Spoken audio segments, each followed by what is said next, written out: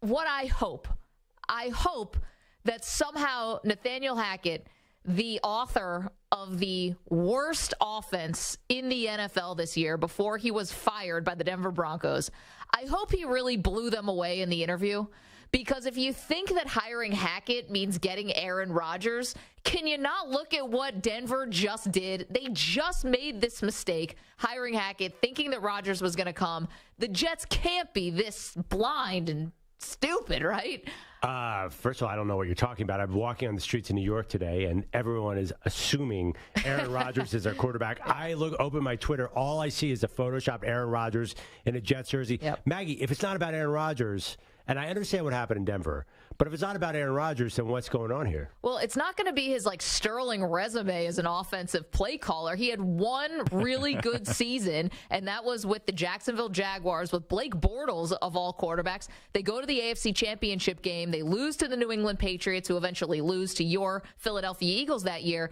And then everything fell apart in Jacksonville. He and Doug Marrone, the head coach, were fired the next year midseason. Well, you could argue he was OC over the first and second offense in Green Bay. I meant beyond playing with an MVP.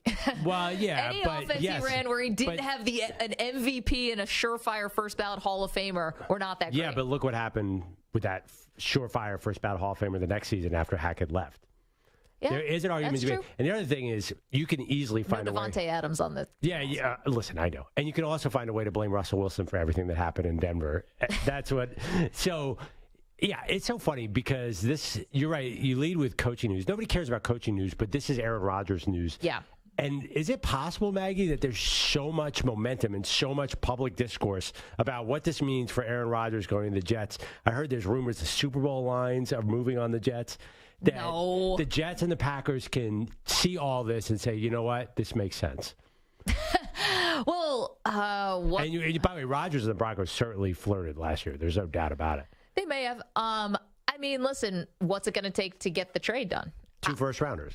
Okay. I mean, I think the Jets would do it. They're desperate. It doesn't even matter what the general manager would possibly want. You know, they picked Zach Wilson. You might not get another bite at the apple like he is, but not with another rookie. Robert Saleh too. This is do or die for him. Who cares about this first? Also, Jets fans, they've been waiting forever. I think Since Brett Favre. There's no future. There's nothing to do with these draft picks. You've been drafting high in the first round for years now. Yeah, that's true. Go for it. It hasn't amounted to much. Feels like if you actually pull back, it feels like a very logical fit. Maybe the best fit. Well, for who? For Rodgers? For both teams. What are the other Rodgers teams? I don't even know what they are. I mean, Miami?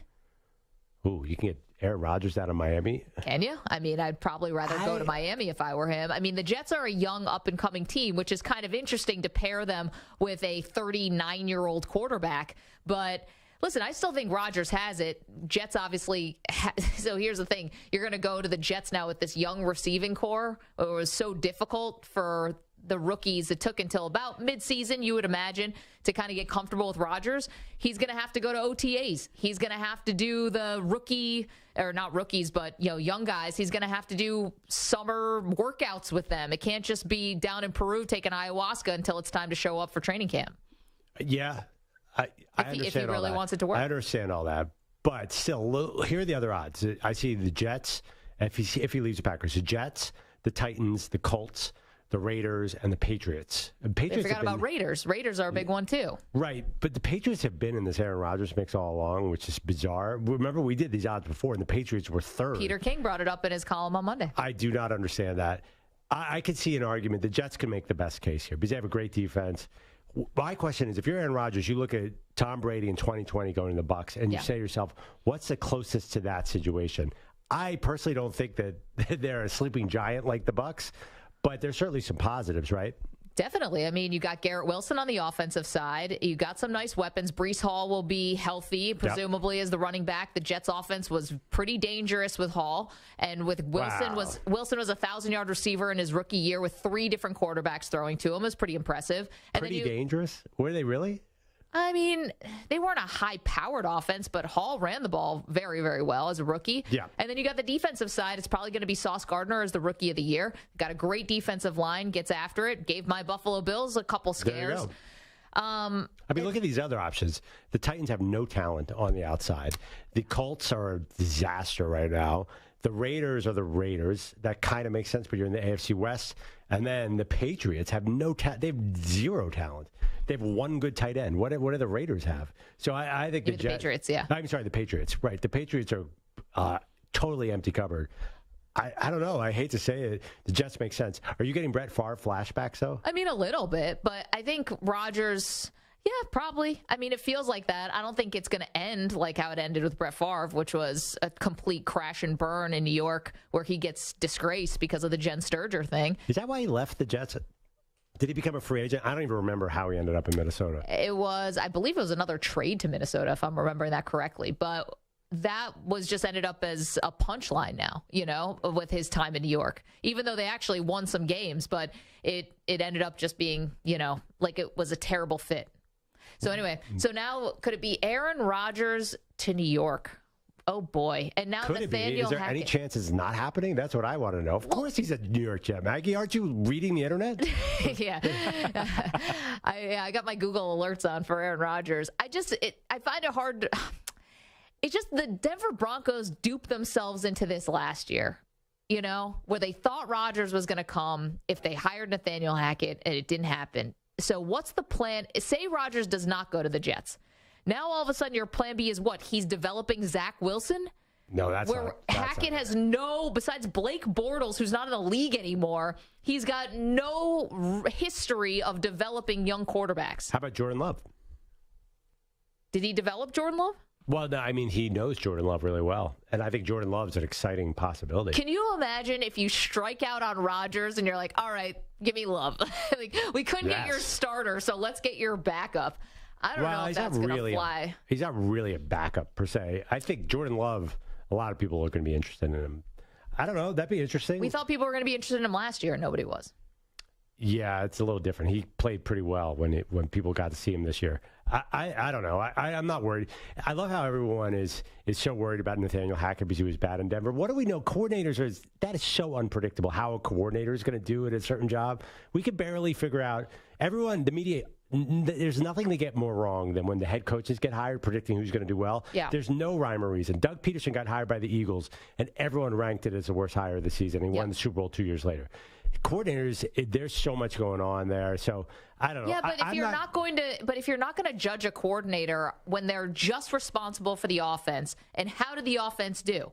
He took Blake Bortles to the AFC title game. That's an incredible feat. That offense was flying that year. And then they won 5 games the next year. It was also one of the all-time big collapses, like whatever happened to the Jags. I mean, that was crazy. Blake Bortles had 35 touchdowns in a season. Blake Bortles under him.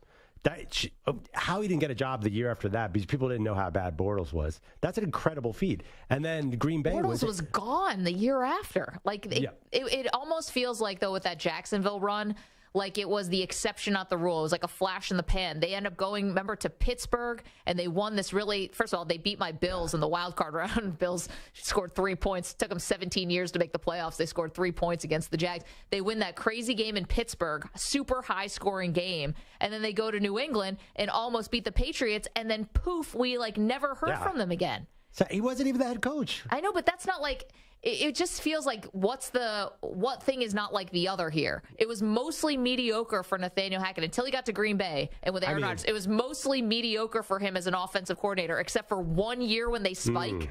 Like, what's the exception here? And what's the rule? I'm looking at his ranks here. Okay, I think this is some bitterness from the Bills days. This is from PFF. Maybe. His EPA per play. The Bills were 18th, 26th. Then the Jags, he was 10th in that really good year. Then 29th, it all fell apart. Then 5th, 1st, 2nd with the Packers. There was also another Jacksonville year in there that you missed. So he was there the year before they went to the AFC Championship game, too. I had 26th, 10th, 29th with Jags. Okay. Sorry, I might have missed one. Yeah. But the Packers 5th, 1st, 2nd, and I don't think they were that high before he got there. I know, but it's like what we did with Peyton Manning and Adam Gase. It's when you're the offensive coordinator for somebody who's walking into the Hall of Fame, and 2 guys who are probably going to walk into the Hall of Fame, because I bet Adams is going to go too. I mean, so I'm just curious. So, do you think that there's an offensive mind out there who's had the first and top 5 offenses consistently that you could hire for the Jets coordinator? I'd like to hear who that is. I mean, I'm kind of surprised. Why not interview your guy Shane Steichen for a head coach? No, for an offensive coordinator. There's 0% chance he'd leave the Eagles to lateral move. Well, but you can also make them an associate head coach. There's a way that you can pay them more and change their titles to beef it up a little bit. Shane Steichen already has 3 interviews for head coach. I know. Well, one of them he did not get because there has been the first head coaching hire in the NFL was made today. Yeah, Frank Reich to the Panthers. Yep, Frank Reich to the Carolina Panthers. There's not any stellar offensive coordinator with an incredible track record gets hired as a head coach. You're not going to be able to find this guy that you're describing. No, I get it, but I think there's other candidates out there is what I'm saying. And the thing is that you have Nathaniel Hackett. Think about what you're walking into. Say you don't get Aaron Rodgers. Who's your quarterback? They keep talking about veteran quarterback. And oh, by the way, the owner of the team after the season ended basically put a playoff mandate on next season. So you have no idea who your quarterback is right now. You've got a playoff mandate, and if you don't do it, you're all getting fired. Like, who's walking into that job? Here comes Nathaniel Hackett. It's like, dude, I don't know if I would have done it. How about Jimmy G? Yeah, Jimmy G is fine, but you never know if he's going to make it through a full season. So you're going to have to then count on Zach Wilson at some point, right?